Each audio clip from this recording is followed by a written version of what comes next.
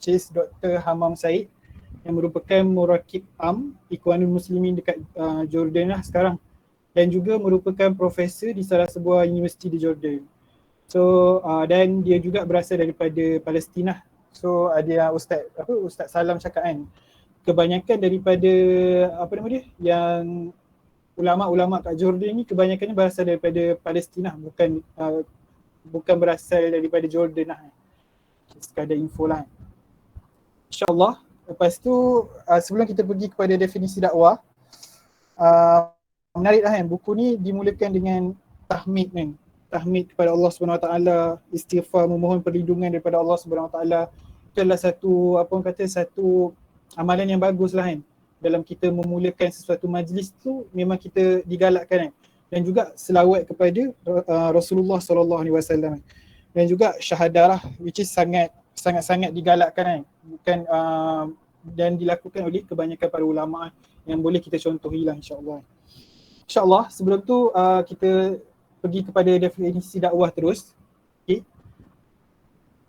Okay, definisi dakwah yang dikatakan kan dekat dalam dalam buku Fawaid Dakwah ini adalah dakwah kepada Allah adalah semulia-mulia amalan lah, dan ibadah yang paling tinggi. Ini adalah berdasarkan dalam surah Al-Fussilat ayat 33. Boleh tak seorang bacakan Arab dan terjemahan? Surah Fussilat ayat 33.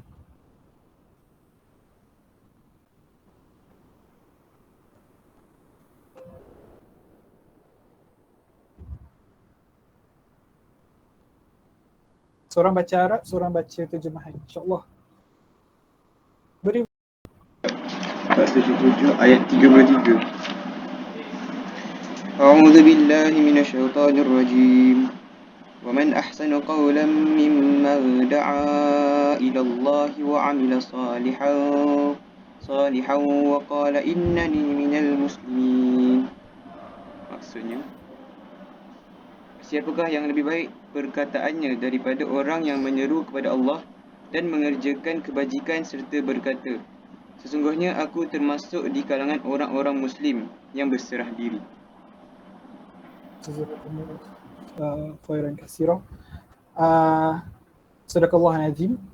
Okey, itu ayat Fussilat 40 ayat 33 surah Fussilat pun dah menunjukkan Allah SWT mengangkatlah martabat orang yang buat dakwah ni.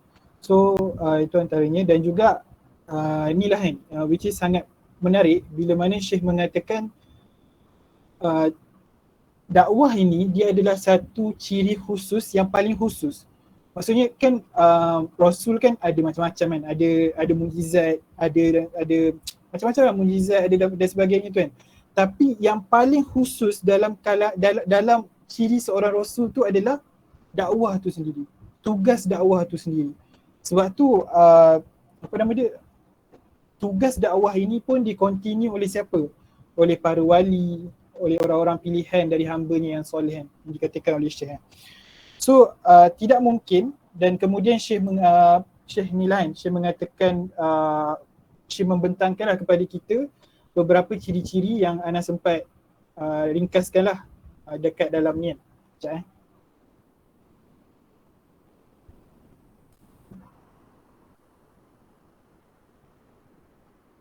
Okay, sebelum tu balik kepada sini. So siapa tahu maksud Nabi? Ni skor rendah. Beza Nabi dan Rasul. Boleh ada siapa nak share? Apa beza? Nabi dia dia tak sampaikan, Rasul ni dia sampaikan.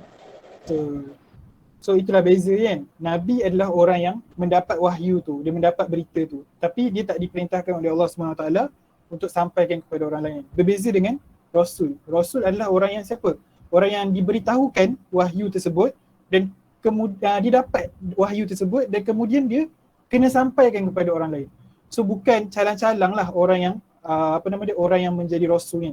Malah para sahabat kan, yang kalau kita tengok para sahabat berkeliaran di seluruh tanah Arab selepas daripada semasa zaman Rasulullah dan selepas lagi daripada zaman Rasulullah, terutamanya zaman Umar Al-Khattab kan, untuk sampaikan Islam. Sebab itulah para sahabat ini digelar sebagai apa? Rasulullah. Which is apa? Rasul kepada Rasulullah, yang menyampaikan wahyu daripada Rasulullah kepada orang lain. Macam tu. Dan seseorang Rasul ni memang kehebatannya adalah dia menyampaikan risalah tu lah, which is berbeza dengan Nabi, which is hanyalah orang yang terpilih oleh Allah SWT. Mereka adalah orang yang mendapat wahyu, tapi tak perlu menyampaikan wahyu atau risalah tersebut kepada orang lain. Beza dengan Rasul. Dan bezanya juga apa, dari segi keproaktifan diorang tu. Kan, diorang kena sampaikan benda tu kepada orang lain. Wahyu yang diorang dapat tu, diorang tak boleh simpan kan. Diorang kena kalau tak sampaikan, gugurlah apa ciri-ciri seorang Rasul tu.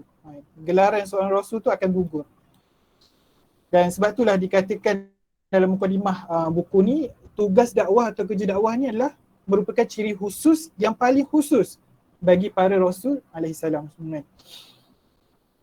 Sebab itulah kerja dakwah ni itulah yang dikatakan dekat dalam ni yang tadi apa, tugas para wali, orang-orang pilihan daripada hamba-hambanya yang soleh. Bukan semua orang kan yang Allah bagi kefahaman ni. Bukan semua orang yang Allah bagi kefahamannya. Soalan macam ada filtering proses kan kat situ yang Allah nak bagi kefahaman kepentingan dakwah ni.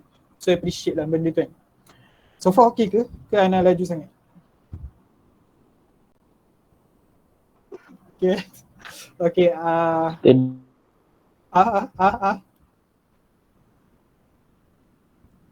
Okay. Steady. Okay, Mio mantap. Okay, so kita terus masuk ke ciri da'i yang sepatutnya. Yang pertama adalah dia kena melekatkan diri dia dengan sesebuah fikrah. So fikrah ni boleh jadi fikrah dakwah tu lah kan. Boleh jadi fikrah dakwah tu. Dan sangat penting lah fikrah tu. Sebab kalau dia pergi ke mana-mana, dia tak ada fikrah, maksudnya dia nak bawa orang tu ke mana. Contoh kan, komunis sendiri pun kan. Kita tengok komunis tu kita boleh anggap satu fikrah lah kan. Satu bentuk pemikiran lah kan. Dan mereka pun ada apa dikatakan ada perjumpaan berkala kan. Seminggu sekali ada perjumpaan. Sebelum founder dia mati, tapi yang Ana lupa nama dia. Nama orang yang menghidupkan komunisme tu, dia buat perjumpaan secara seminggu. Karl Marx betul. So dia buat perjumpaan setiap minggu, macam usrah juga kan. Untuk apa? Untuk memantapkan pemikiran-pemikiran orang yang akan menerima pemikiran komunisme tu. Komunisme tu kan. So sangat penting lah kan. So fikrah ni sangat penting, dan fikrah dakwah lah yang sangat penting. Dan yang kedua adalah intisab. Kena ada intisab. Intisab ni maksudnya seorang da'i tu dia kena ada intisab. Intisab ni dia macam kalau kita dah masuk dekat dalam tu, hidup mati kita kat dalam tu. Kita dah dia seorang macam dah kena serap macam dekat dalam tu. Contohnya macam nama kita kan. Nama kita ada band kan. Khairul Imran bin cepat. Junaidi Okay. Khairul Imran bin Junaidi contoh kan. So dekat batu nisan Khairul Imran nanti akan ada bin Junaidi tak? Cik, batu nisan terus dah terkejut. Okay kan semua? Kan? Akan ada lah nak bagi tahunya bin tu, nama ayah dia tu akan dibawa ke sampailah ke ke batu nisan tu. Malah dikatakan ke akhirat nanti pun kita akan dipanggil dengan nama penuh kita kan. So yes, betul lah tu. Macam dinasabkan lah. Tapi nasab dekat dalam perkara ini adalah sepatutnya seseorang da'i tu dia menasabkan diri dia dengan dengan dakwah tu. So dia dah sepatutnya dah tak ada benda-benda lain dah. Dia dah kena putuskan dah dengan benda-benda lain. Prioriti dia, cara fikir dia, apa yang dia nak belanjakan, sepatutnya semua tu kena berpaksikan kepada dakwah ilallah. Dan yang ketiga adalah tafa'ul lah. Okay, tafa'ul ni bertindak balas dengan berpaksikan dakwah tu. Maksudnya dia bukan setakat dah masuk je kan. Bukan setakat dinasabkan kan. tapi dia kena bertindak balas juga dengan benda tu. Maksudnya dari segi emotion dia, tindakan dia, semua kena tu. Contohnya contohnya apa kan?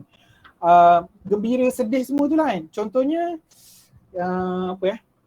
contohnya bila dia grad lah kot. Bila dia grad daripada sesebuah universiti tu, dan dia tak tinggalkan waris dakwah dia dekat universiti tu.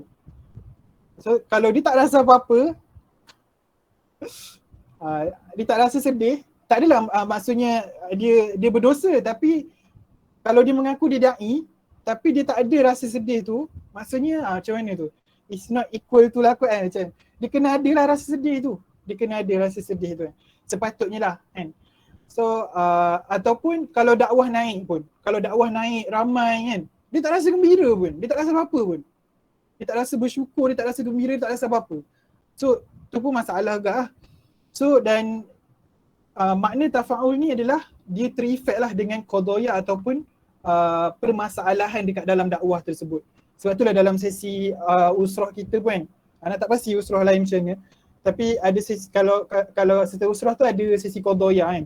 So dalam sesi qadaya tu sepatutnya antara topik yang selain daripada mungkin biasa tak tahu lah usrah lain kan, usrah anak biasanya kita akan bincang apa kan, macam kita akan bincang next paper, kalau musim exam kan, next paper setakat tu je yang qadaya kan. Tapi sepatutnya kita boleh bawa kan dekat dalam macam kenal Marwan. So dekat dalam usrah tu sepatutnya kita bolehlah bawa apa yang kita boleh buat dengan dakwah tu kan. Kita boleh minta, kita boleh bentangkan waktu tu, minta pendapat ahli-ahli usrah yang lain kan, minta pendapat murabi, manfaatkan waktu qadaya tu. So itulah antara fungsi waktu qadaya tu kan yang kita boleh manfaatkan selain daripada kehidupan peribadi kita lah, which is sangat penting juga kan. Dan seterusnya, okay, dan yang keempatnya lah yang sangat penting lah. Okay, nak minum air sekejap sorry.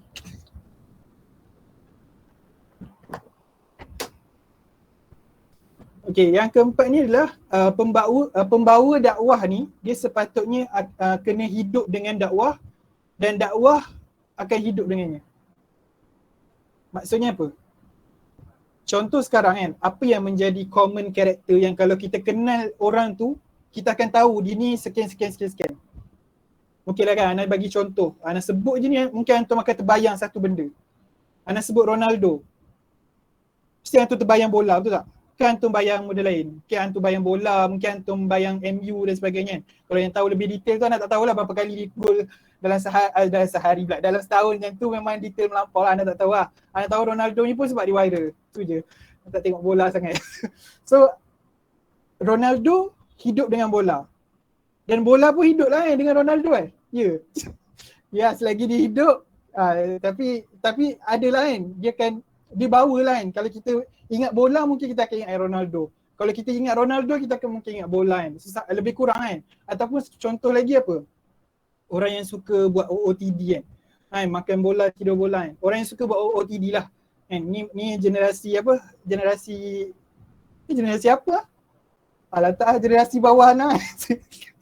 Okay, so automatic generasi korang ni kan mostly automatic akan jenis yang suka upload dekat IG kan. Fans tegar. Okay, jenis upload dekat IG kan, which is suka OOTD. Dia macam automatic tau. Orang yang suka OOTD ni, dia pergi kat satu tempat tu, dia tak payah orang nak ingatkan dia dah. Dia dah tahu dah, aku kena OOTD kat sini, aku kena upload kat IG. Dia macam tak perlu ingatkan dah. So benda tu, dan kalau dia tak update, dia jadi macam boleh jadi murung lah sebulan. Aku dah pergi tempat ni kot tapi aku tak update OOTD. Boleh jadi murung lah. Sebab apa? Sebab ketaksuban dia adalah OOTD tu. So dakwah ni lebih lagi lah sepatutnya kan. So itulah poin Ana adalah apa? Tak kisahlah kita ni dicampak ke Perlis ke kan. Kita dicampak ke Jerman ke kan. Apa kan. Ke US ke kan. Dakwah tu sepatutnya hidup dengan kita kan. Dan kita pun akan tetap hidup dengan dakwah tu. Itu yang sepatutnya lah yang berlaku. Yeah. Dia mana rancak berdakwah, jangan berdosa. Okay, lepas tu seterusnya saya tak okay, so yang lain tu saya tak sempat lah nak share dekat dalam slide. Saya kena share ni. Sekejap.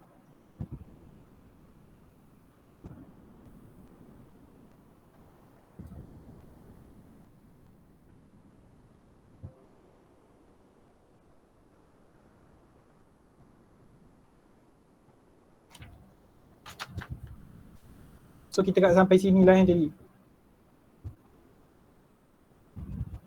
Sekejap. Tidak mungkin. Yes. Kita kat sini tadi.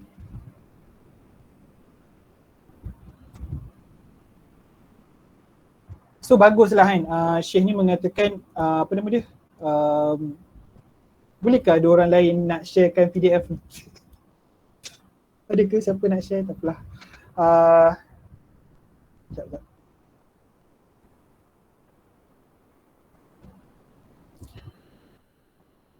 So dakwah hari ni kan, Syekh ni mengatakan dakwah hari ni baguslah, which is dia dah sampai ke segenap pelosok dunia kan. Setiap tempat akan ada yang mewakilinya dan akan mengungkapkan fikrah ini, fikrah dakwah tu lah. Dan dah sampai ke semua lapisan masyarakat hari ni kan, tentang kepentingan dakwah tu lah kan. Sebab itulah kalau kita tengok kat IG, TikTok, YouTube kan, selain daripada apa, Zaim YQC, tiba. Sekarang kita kadang kita bukannya ustaz-ustaz je kan yang buat konten atas nama dakwah ni kan, tapi yang bukan ustaz pun buat juga kan.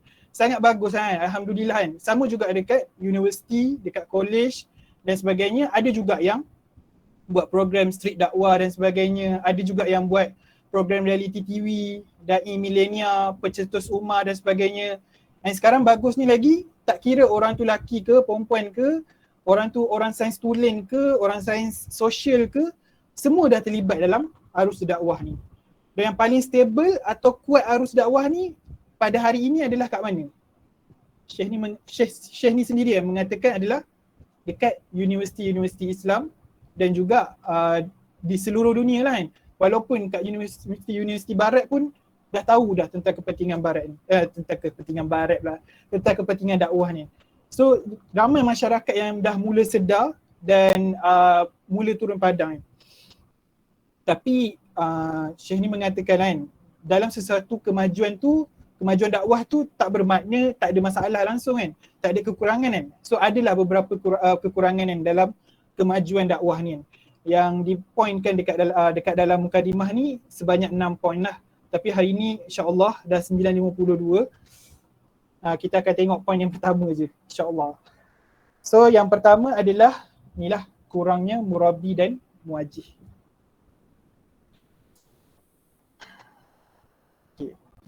Bagi Ana, poin pertama ni kan, dia macam seolah macam dia terbahagi kepada 3. Sebab apa nak kata 3? Sekejap Sebab isu yang pertama adalah kurangnya murabbi dan muwajjih yang mampu tu. Yang pertama lah, mampu dan layak lah. Bukan 3 lah, 2 lah. Mampu dan layak. Dan yang kedua adalah jumlah murabbi ni dia terlalu sedikit berbanding dengan mad'u dia. Orang yang nak menerima dakwah tu. So mad'u ramai tapi murabbi masih kurang. So Syekh kata suasana ni bahayalah. Sangat-sangat bahaya sebab bila kurangnya murabbi tu, kita akan terekspos dengan bid'ah ataupun suasana keliling kita yang tak berapa sihat dalam takwin atau pembinaan seseorang mad'u tersebut. Faham tak? Maksudnya macam nanti ada contoh nanti. Itu isu yang pertama lah. Dan isu yang kedua pula, ada pula segelintir orang-orang yang tak layak pun ataupun base dia belum kuat lagi. Faham tak? Base dia belum kuat lagi dan dia menkedepankan diri dia dan dia pula yang buat kerja takwin. Pun another problem lah. Another problem lah kan. Sebab apa golongan ni terpaksa ke depan? Sebab masih kurangnya golongan murabbi tadi. Dan akhirnya ia akan membentuk satu suasana yang tak sihat. Sebab tu dah dalam fasa tarbiyah kita sekarang ni kan, antum sendirilah kan. Sekejap anak kena bagi contoh yang tadi kan. Bid'ah tak baik tu maksudnya macam mana? Contoh macam murabbi sikit, mad'u ramai kan. Mad'u ni baru je dapat kan. Kepentingan usrah dan sebagainya. Kepentingan usrah laju sangat. Sekejap contoh. Kepentingan solat contohnya. Contohnya kepentingan solat berjemaah lah. Simple kan. Kepentingan solat berjemaah. Tapi dia dah dapat benda tu dah. Murabi dia dah cerita dekat dia dah. Tapi bila dia pergi jumpa masyarakat, contoh dia pergi kelas, dia bergaul dengan kawan-kawan dia yang mungkin bukan dekat dalam kalangan kawan-kawan dia tu pun mad'u juga kan, ataupun belum lagi ada murabi dekat dalam kalangan tu kan. Dan akhirnya menyebabkan apa? Mereka sama-sama berjemaah meninggalkan solat berjemaah. Pening kepala. Berjemaah meninggalkan solat berjemaah. So sama-sama solat sorang-sorang dan sebagainya, melambatkan waktu dan sebagainya. Sebab apa? Sebab tak ada bi'ah yang supportive tu. Menyebabkan dia macam tarbiyah dia tu macam loose sikit kan. Sebab itulah dalam fasa tarbiyah kita sekarang ni kan, yang antum sedang lalui dan Ana pun semualah kan, yang kita sedang lalui adalah kita sebenarnya target kita adalah kita nak ramaikan murabi tu. Sebab itulah dalam usrah kita cover kita cover tafsir, kita cover hadis, sirah dan sebagainya. Sebab apa? Sebab kita nak kuatkan balik base kita tu. So bila kita berhadapan dengan masyarakat, tak kisahlah kat tempat kerja ke, kat tempat you ke, kita boleh jadi murabi kat situ. Kita boleh jadi kuduah kat situ kan. Dan akhirnya bila ramai murabi, insya-Allah bi'ah tu akan jadi sihat balik, insya-Allah. So bila bi'ah sihat, insya-Allah proses takwin tu akan lebih sihat. So wallahu alam, itu sahaja untuk hari ini. Sebelum kita pergi ke yang kedua ni pun memang ada kaitan yang sangat rapat lah. InsyaAllah nanti next Ana akan ulang balik lah sedikit. Okay, 5 minit je, ada apa-apa soalan ke?